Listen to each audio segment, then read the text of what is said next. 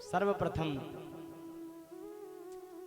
श्री कृष्णद्वैपायन वेद व्यास जी महाराज भगवान के स्वरूप का वर्णन करते हैं और भागवत जी के 6 अध्यायों के अंतर्गत उन्होंने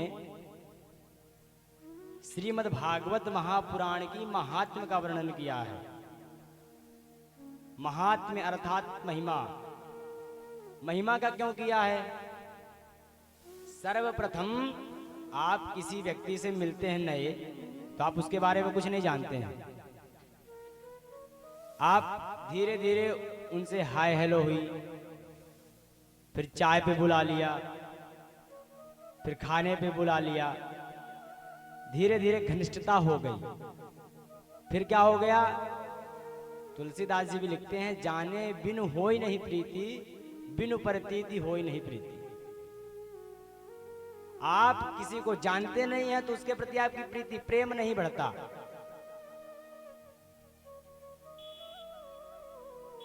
और बिना प्रीत के प्रेम तो संभव ही नहीं। तो ठीक उसी प्रकार उनकी महिमा का व्याख्यान किया, किसकी? भागवत जी की। और भागवत जी के 6 अध्याय जो प्रारंभ में हैं, महात्म्य कहे गए हैं, वह पद्म पुराण से लिए गए हैं। भागवत जी के 6 अध्याय के अंतर्गत आते हैं, परंतु वह 6 अध्याय पद्म पुराण अंतर्गत है।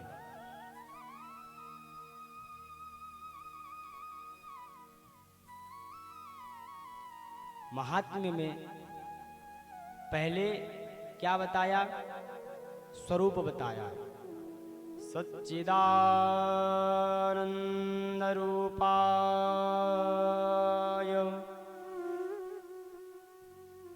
विश्वोत्पत्त्यादि हेतवे तापत्रय विनाशाय श्रीकृष्णाय वयं नुमः। सच्चित आनंद, सच्चिदानंद,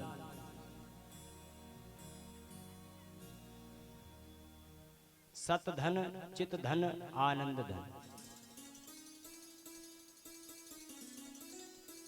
अपितु यह कहें कि सत घन, चित घन, आनंद घन।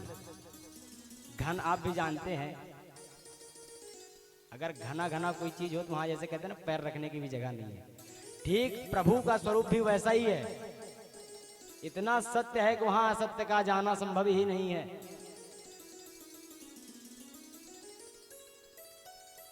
चित, चित बताया है प्रकाश को। जिस प्रकार आपको कुछ पढ़ने लिखने इत्यादि की जरूरत पड़ती है तो आप लाइट इत्यादि समस्त जो भी विद्युत है उनका आप उपयोग करते हैं,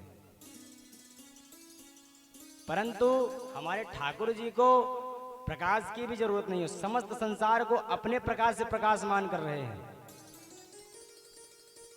तीसरा आनंद। आनंद महाराज,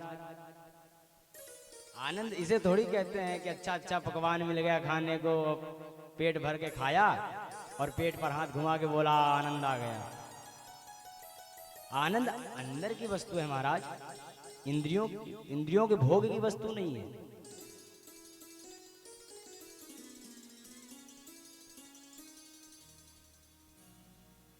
मन की अनुभूति है आनंद। मन आपका जितना साफ है, क्योंकि ठाकुर जी उन्हीं के हृदय में निवास करते हैं जिनके मन में काम, क्रोध, मद, मोह, लोभ, मत्सर इत्यादि यह नहीं होता है। शरीर धोने से क्या होता है महाराज? घर को बाहर से अच्छे से पेंटिंग कर लो और अंदर एकदम कचरा मचा रखा है, कोई बाहर से देखेगा अरे बड़ा वीआईपी घर बना, अंदर गया तो पता चला कचड़ा ही कचड़ा, नाक दबा के बाहर आया हमारा। तो गंदगी में कोई रहना पसंद नहीं करता, तो भगवान कैसे रह लेंगे? तो मन आपका निर्मल स्वच्छ, जहां ठाकुर जी विद्यमान हो सके महाराज।